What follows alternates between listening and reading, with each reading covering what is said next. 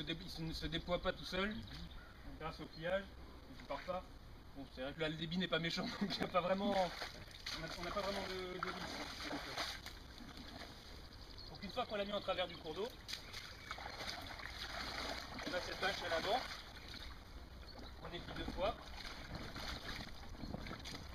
et que je vais plonger dans l'eau et le barrage va commencer à se remplir.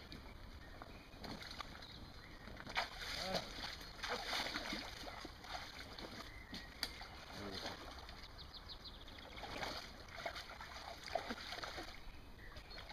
L'idéal c'est d'avoir quelques pierres pour mettre sur la voile à l'avant.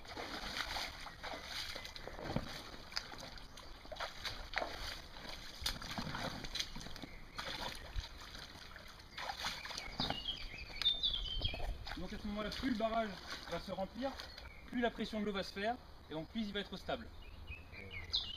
Bon, là le fond est assez trouble, mais avec la pression, on voit la forme de toutes les pierres qu'il peut y avoir au fond, tous les reliefs, les branches, les canettes. On voit malheureusement.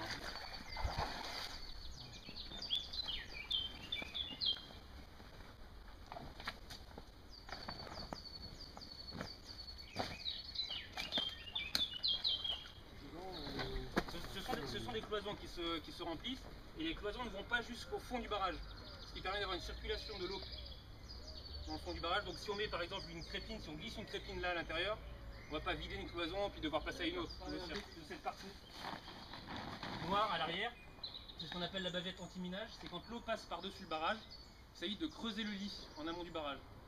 Donc soit en cas de fond un peu sableux pour ne pas créer de trous qui pourraient faire déraper le barrage, soit en cas d'écosystème particulier pour le perturber. Et dans le cadre de l'antipole, ici on a des trous de relâche qui permettent justement d'évacuer les eaux claires au pied du barrage.